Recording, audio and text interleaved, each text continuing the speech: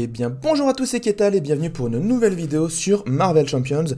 Aujourd'hui on parle de The Hood, donc une vidéo faite un peu pas dans la précipitation, il n'y aura pas de montage, mais c'est juste qu'en fait je pars en vacances demain et il fallait absolument que je la fasse aujourd'hui et j'aurai pas le temps de la monter, de la faire comme il faut et tout.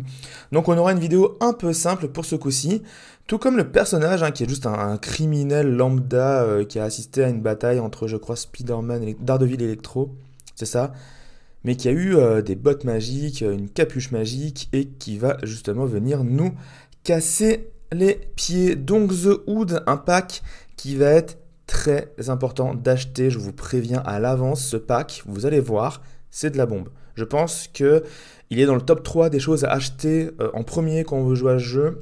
Le premier étant évidemment la boîte de base, bah voilà, je pense que c'est la deuxième ou la troisième chose à acheter derrière.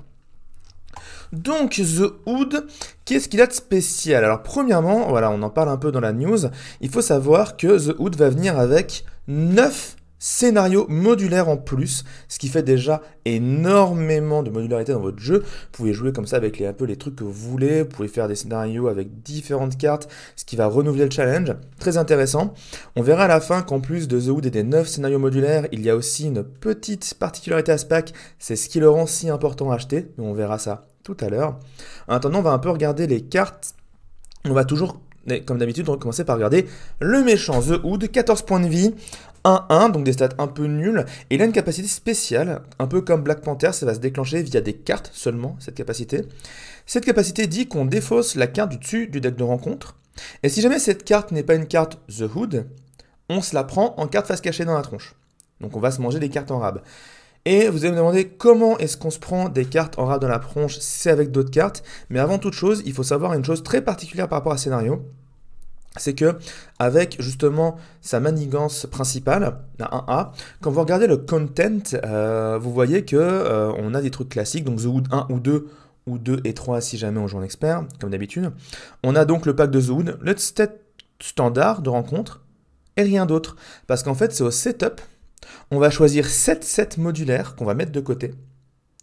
Et au setup, on va en prendre un au hasard et le mettre dans le deck. Et le principe de The Hood, c'est qu'au fur et à mesure de la partie, on va rajouter les autres sets modulaires mis de côté dans le deck de The Hood et avoir de plus en plus de cartes qui ne sont pas des cartes The Hood. Et donc The Hood va de plus en plus devenir puissant avec des sets modulaires qu'on va essayer de mettre des trucs sympathiques quand même. Et surtout, il va y avoir de plus en plus de cartes rencontres qui vont nous tomber sur la tronche au fur et à mesure. Donc comment est-ce que sa capacité est déclenchée? C'est via deux cartes. La première est Establish Dominance, c'est un attachement qu'on s'attache à nous-mêmes, et après que The Hood se soit activé contre nous, ça déclenche son full play, donc sa capacité. Pour enlever cette carte, il faut être en alter ego, s'incliner, mettre 2 de menaces sur la manigance principale. Je rappelle qu'on est en alter ego, donc en plus la manigance principale, elle va encore monter plus haut derrière. Et il faut faire donc ça pour pouvoir enlever la carte. Donc déjà, des cartes bien reloues dès le départ. Et à côté, on a aussi Madame Masque, donc un mignon, un scheme de data 4 en point de vie, jusqu'à là rien de spécial. Elle a garde, c'est un peu chiant. Elle a Master of Evil, et vous allez voir que c'est un truc qui revient souvent, donc le set Master of Evil pourrait clairement faire partie des bons sets à mettre avec The Hood. Par contre, quand elle est révélée, on se prend un full play, donc encore une fois, full play, je le redis, c'est la capacité de The Hood. Et quand elle est battue, le joueur qui la bat se reprend un full play.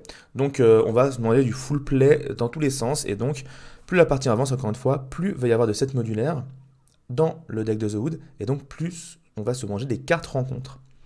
À côté de ça, nous avons donc justement les choses qui permettent de rajouter des sets modulaires, comme Promised Prosperity, qui est son 2A.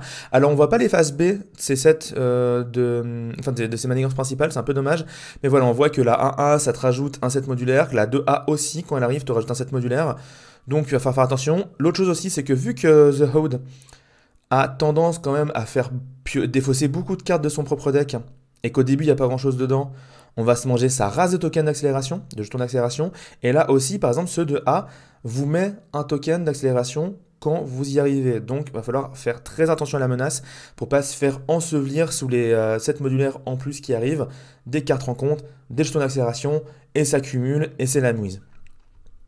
Donc voilà à ce niveau-là.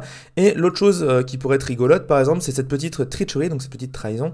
Quand elle est révélée, on choisit un set modulaire à côté, on le met dans le deck de rencontre, et on fait immédiatement un The Hood, donc de full play, la fameuse capacité de The Hood. Mais après, cette carte sort du jeu pour toujours, donc Dieu merci, on va pas se taper des sets modulaires à foison à l'infini. Même si j'imagine qu'il y a largement assez de cartes dans le deck de The Hood pour nous rajouter des sets modulaires pour qu'on puisse se taper les sets en même temps, ce qui pourrait être assez compliqué. À côté de ça, The Hood, qu'est-ce qu'il a d'intéressant? Il a ces deux cartes-là qui sont des attachements qui vont sur lui. Premièrement, il a son capuchon, son manteau qu'on attache sur lui. Il lui donne Retaliate 1, donc c'est riposte 1, donc quand on le tape, on se prend des dégâts. Mais surtout, il lui donne Steady. Alors là, au niveau des traductions, je pourrais dire un truc genre toujours prêt ou quelque chose comme ça. Ce qu'il faut retenir, c'est que le mot-clé Steady est un nouveau mot-clé qui dit que les personnages qui ont Steady ne peuvent pas être sonnés ou confus, enfin désorientés en français, si jamais, enfin, ils ne peuvent pas l'être tant qu'ils n'ont pas deux cartes du même type. Donc pour sonner un adversaire, il va falloir mettre deux jetons sonnés sur lui, et là ça marchera. Un seul ne suffira pas. Donc ça fait un autre truc qui est un peu moins fort que ce qu'a Thanos, hein, le truc qui fait qu'il peut juste pas être sonné. Là on peut quand même sonner ou désorienter les ennemis, juste il faut en mettre deux au lieu d'un. Donc c'est intéressant qu'ils aient rajouté ce mot-clé parce que ça pourrait faire justement des rencontres où c'est pas si simple de ça, de perma-stun, de tout le temps sonner l'adversaire et qu'il fasse rien de la partie. Et donc ce fameux manteau qu'on enlève en dépensant une ressource de chaque en héros, ça va être bien compliqué à gérer. L'autre est plus simple mais toujours aussi chiant, c'est juste un plus 1 plus 1. Et on sait que les plus 1 plus 1 c'est terrible, surtout plus 1 de skim, ça c'est vraiment compliqué, le plus 1 de manigance. On l'attache à The Hood. En plus, le boost, c'est qu'on la révèle, donc c'est encore pire. Donc, dans tous les cas, le pistolet, on va se les manger. La news dit qu'il y a 2 fois le pistolet, donc il pourrait avoir plus 2, The Hood, donc il faut vraiment faire gaffe. Heureusement, c'est que 2 ressources à dépenser pour la défausser, donc à ce niveau-là, ça va. Et après, il y a une autre carte de The Hood qui est intéressante, c'est Upper Hand, qui est un truc classique. Si vous êtes en alter ego, il manigance. Si vous êtes en héros, il vous attaque. Et dans les deux cas, vous prenez un full play dans la tronche. Donc voilà encore une fois le full play qui va très souvent être déclenché. Donc le deck de The Hood qui va vraiment descendre très vite. Ça va nous faire des tokens d'accélération, il faut faire très attention à ça. Je pense que The Hood va être une rencontre qui va beaucoup se jouer sur la gestion des menaces sur les manigances principales. Et que ça va être très compliqué à ce niveau-là. Parce que ça va monter très vite, surtout qu'on a vu que les jetons d'accélération, ça allait venir très rapidement. À côté de cela, nous avons donc les différents sets modulaires. Avec ici, on voit quelques cartes et oh, que voyons-nous ici? Expert 2. On va y revenir après dessus. Mais donc, on voit quelques cartes qui vont être dans le pack de The Hood. Premièrement, il y a Griffin, donc encore une fois un Master of Evil avec frappe rapide, donc le Quick Strike, ce qui fait que quand il arrive en jeu, il vous tape directement à 3, ce qui fait un peu mal. Sachant qu'en plus, il a une réponse forcée, quand il vous attaque et qu'il vous fait des dégâts, ça vous stun, donc ça vous sonne, c'est horrible. Et en plus, quand on arrive à le battre, si jamais il y a un personnage allié qui est assommé, donc qui est sonné, et ben on le remélange dans le deck de rencontre et pas dans la défausse, donc il va revenir. Donc le Griffon qui est un mignon très très compliqué, hein, parce qu'il tape fort, il tape directement quand il arrive en jeu, 7 PV c'est pas rien, et en plus il a des potentiels de vous assommer, il va être très relou. À côté, la carte qu'on voit en entier aussi, c'est je pense une carte du set Expert 2 dont on parlera tout à l'heure, mais qui est horrible. D'une, elle a péril, donc personne ne peut la gérer par vous. De deux, elle a Surge, donc en fait c'est renfort, donc vous allez vous manger une autre carte. Et son effet, c'est quand révélé, tous les joueurs vont se manger une carte rencontre face cachée. Et en plus, on donne aux méchants une carte de boost face cachée. C'est génial. Sachant que le boost, au cas où, c'est on se prend une carte rencontre face cachée. Lol, c'est absolument horrible. À côté, on voit des cartes, mais c'est compliqué d'essayer de savoir ce qu'elles font. Ce qu'il faut retenir, voilà, c'est qu'il va y avoir beaucoup de sets modulaires en plus. Là, on a quelques cartes en plus ici dont on va pouvoir parler. Nous avons Calvin Zabo. On va avoir 3 cartes de son set, qui est le set Mr. Hyde, qui est un set un peu intéressant. Donc Calvin Zabo, c'est un mignon qui a énormément de skim, donc de manigance. 4 PV, ça va. Il est élite, donc faut faire attention, il y a des trucs qui ne marcheront pas. Et quand il est révélé, si Monsieur Hyde est en jeu, on défausse Calvin Zabo, et à la place, Monsieur Mr. Hyde nous attaque avec plus 2 d'attaque et overkill, donc déferlement. Donc vous ne compterez pas avec les mignons, quoi. Et quand il est battu, ce fameux Calvin Zabo, on va chercher dans le deck rencontre Mr. Hyde, et on le met en jeu, engagé avec le joueur qui a battu Calvin Zabo. Dans tous les cas, on va se manger du Mr. Hyde avec lui. On va parler tout de suite de Mr. Hyde, qui est juste un mignon avec 10 PV, 3 d'attaque, brute, élite, Master of Evil. Et si jamais il arrive en jeu et que Calvin Zabo était engagé avec quelqu'un, on le défausse parce que c'est le même personnage. Mais dans ce cas-là, on met à Mr. Hyde un token statut donc tenace. Et il fait un dégât à tous les héros et alliés en jeu, c'est génial vu qu'on aime bien avoir les alliés avec un point de vie justement. Donc compliqué Mr. Hyde, un très très gros mignon, sachant qu'il arrive aussi avec une manigance annexe, qui est Self-Implementation, donc expérience sur soi-même, dédicace au traducteur, hein, je sais qu'il regarde ses vidéos. Quand c'est révélé, on va chercher Mr. Hyde et on le met en jeu, donc c'est chiant. Mais en plus, il a une interruption forcée qui fait qu'en fait, donc on met de la menace dessus, 5 par personne, et bien en fait qu'on doit vraiment mettre des dégâts à des personnes brutes, comme Mr. Hyde, comme le Griffin, et bien à la place, on enlève des manigances de cette manigance-là, qui ne fait rien d'autre, donc elle n'est pas gênante à enlever tout de suite. Le problème par contre, c'est que dès qu'il y a des brutes en jeu, bah là tout de suite ça les protège, et nous on a envie de les tuer vite, vu les mandales qu'ils mettent derrière. Donc un truc qui va être bien sympathique, bien dur à gérer quand même, parce qu'il y a beaucoup de points de vie. C'est pas un petit set modulaire en termes de puissance, parce qu'il y a quelques cartes dedans, mais bon, voilà les cartes en question. On a le retour de nos amis The Wrecking Crew, donc les démolisseurs, en version mignon, donc, mais on voit que les stats et les capacités de chacun sont exactement les mêmes, et qu'ils ont tous le mot-clé Villainous, donc ils vont prendre des boost cards.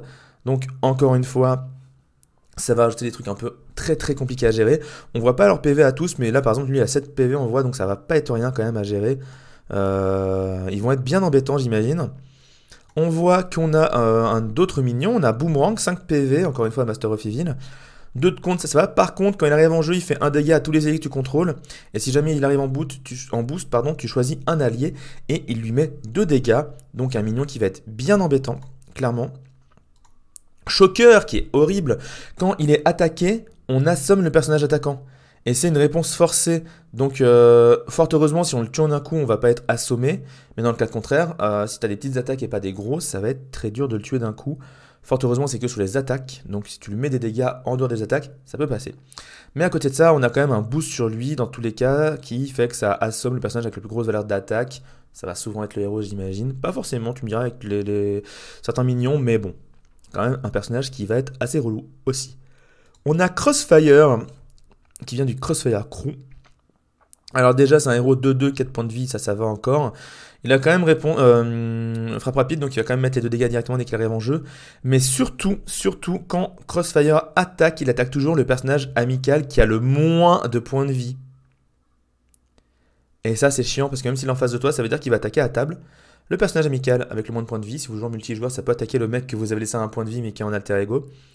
Et en plus, cette attaque gagne Overkill, donc déferlement, donc si vous aviez un petit sbire, vous avez quand même potentiellement vous prendre une pépite. Et range, ça c'est moins gênant, parce que bon, range ça évite juste les dégâts des retaliate, donc de la riposte. Et bon, s'il attaque le personnage qui a le moins de points de vie en jeu, a priori ça risque de le tuer, donc il n'y aura pas de riposte. Donc voilà à ce niveau-là. Mais ouais, Crossfire qui va être bien embêtant. Et d'ailleurs, on a quelques petites cartes rigolotes, comme par exemple ce sympathique lance-flamme. Vous ne rêvez pas, ça a plus 3 d'attaque sur le mignon sur lequel il arrive, parce que c'est forcément sur un mignon. Si jamais le lance-flamme arrive et qu'il n'y a pas de mignon en jeu, on va en chercher un pour le mettre en jeu avec le lance-flamme. Et fort heureusement, le lance-flamme nous met quand même des dégâts indirects, donc on peut un peu les répartir comme on veut parmi nos alliés. Mais bon, plus 3 d'attaque, c'est clairement un truc que vous ne voulez pas voir sur un de vos mignons qui vous attaque. C'est horrible. Et on a quelques petites cartes en rame, genre cette petite traîtrise, petite trahison, qui, je sais plus le nom en français, je suis désolé. Quand elle est révélée, on fait tous les when reveal, donc tous les trucs quand révélés de toutes les manigances annexes en jeu. Donc d'un coup, il va se passer plein de trucs horribles. Et si jamais il n'y en a aucune qui est faite de cette manière-là, on place 2 menaces sur chaque manigance en jeu. C'est relativement horrible, sachant que même si jamais elle arrive en boost, on fait quand même cette capacité. Donc ça va être bien chiant.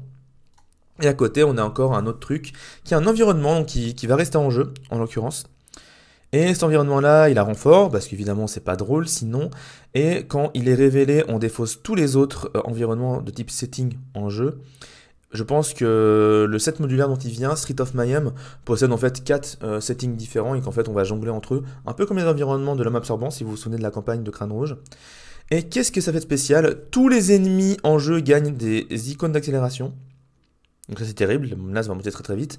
Mais en échange, tous les héros et les alliés ont plus 5 contre. Donc je pense que dans l'ensemble on y gagne quand même sur cette carte-là, surtout si on arrive à tuer tous les ennemis en jeu. Donc voilà un peu ce qu'on a pu voir à ce niveau-là, mais on n'a pas fini, car comme j'en ai parlé, nous avons les sets Standard 2 et les sets Expert 2 qui arrivent. Le principe de ces sets, c'est que c'est des sets donc standard ou expert, mais qui sont un peu plus durs que les sets habituels. Ce qui est bien, c'est vu qu'il y a et un standard 2 et un expert 2, ça voudrait dire que vous pourrez jouer votre méchant de la manière que vous voulez, avec le 1 et 2 ou le 2 et 3. Comme vous le sentez, mais vous pouvez dans tous les cas augmenter la difficulté de votre scénario, et je trouve que c'est une super bonne idée, comme ça on a encore plus de modularité, l'expérience comme on le souhaite. Pour ceux qui connaissent la solo Champions League, ça va être excellent, parce qu'on va avoir encore plus de trucs possibles à faire, mais voilà, ça va être vraiment très cool, et donc on a 3 cartes du fameux set standard 2, et vous êtes pas prêts, parce qu'en vrai elles sont hardcore. Formidable Foe. En fait, d'une, c'est permanent, et deux, c'est au setup. Donc en fait, cette carte-là, quand vous jouez en standard 2, vous l'avez forcément sur le board. Elle est impossible à enlever. Et le vilain gagne steady, le fameux nouveau mot-clé qui fait qu'on ne peut pas le perma-stun avec une carte à chaque fois. À chaque fois, il faudra jouer 2 cartes pour le sonner, il faut lui mettre 2 jetons pour le sonner, ou lui mettre 2 jetons désorientés pour le désorienter. Ce qui est horrible. Imaginez, standard 2... c'est presque plus dur que l'Esper 1, je pense, rien qu'avec ça. Et là, tous les gens qui jouaient des Captain America ou même des Doctor Strange, etc., en mode, ou même Miss Marvel d'ailleurs, en mode je stun à chaque tour, vous oubliez, ça ne marchera plus. Et là, ça va être vraiment pas la même. À côté de ça, nous avons Dark Dealings qui va devenir votre nouveau pire ennemi, parce que si vous pensiez que... comment ça s'appelle déjà? Ah zut, j'ai plus le nom. La carte qui fait manigancer le vilain. Avancer, voilà. Si vous pensiez qu'avancer c'était chiant... bah maintenant il y a Dark Dealings qui fait que le vilain manigance avec plus 1 de manigance. Voilà. Et sauf qu'en plus là, contrairement à Avancer qui a 0 icône de boost, là il y a une icône de boost et encore une icône de bonus boost, entre guillemets, d'étoiles, qui fait que quand ça arrive, bah on donne encore une boost carte supplémentaire au vilain. Voilà. Ça va être très dur. Et enfin, Annihilation totale, encore une carte avec renfort, décidément. Quand elle est révélée, le vilain nous attaque avec Overkill, donc déferlement, donc on ne pourra pas défendre avec les alliés. Et pire encore, le boost de cette carte fait que le vilain gagne déferlement. Donc en jouant en standard 2, la technique de je prends mes petits pins et je les laisse à un point de vie et je défends avec, bah en fait c'est beaucoup trop risqué parce que ce genre de cartes là font que ça ne marchera pas. Vous avez le risque de vous manger un petit déferlement pas prévu et que ça vous brise tous vos plans. Donc voilà un pack assez costaud quand même, 71 cartes si je me souviens bien. C'était écrit, je me souviens plus, c'était écrit, je sais plus. 78 cartes, donc un méchant avec une mécanique très cool, donc encore une fois je rappelle, sa mécanique c'est qu'il va remplir son deck petit à petit de 7 modulaires supplémentaires parmi les 7 aléatoires que vous avez choisis au début de la partie. Et derrière, bah, en fait, il va creuser son deck pour avoir des tokens d'accélération en plus. Et s'il tombe sur des cartes qui ne sont pas des cartes de son set à lui, eh bien ça vous la met dans la tronche, vous allez manger plein de cartes rencontres, ça va être terrible. J'ai hâte de voir ce méchant, il a l'air vraiment très sympa. À côté de ça, plein de sets modulaires avec des cartes, vous avez vu, qui sont balèzes. Donc tous les gens qui pensaient que le jeu était trop facile, vous allez avoir de quoi pleurer des larmes de sang, c'est parfait. Et enfin, et le plus important à mes yeux, ces fameux sets standard et expert 2, que tout le monde se demandait si un jour ça allait venir ou pas, et bah voilà, maintenant on sait que oui. Ce qui est bien en plus, c'est que c'est pas un truc qui remplace forcément, c'est un truc que vous choisissez. Vous choisissez ce que vous prenez. Et donc, vous avez la totale, comment dire, la modularité parfaite, vous avez le total contrôle de la difficulté que vous vous infligez.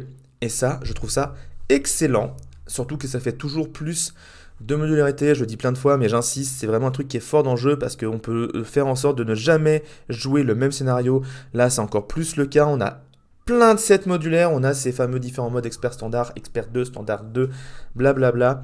Vous avez de quoi faire.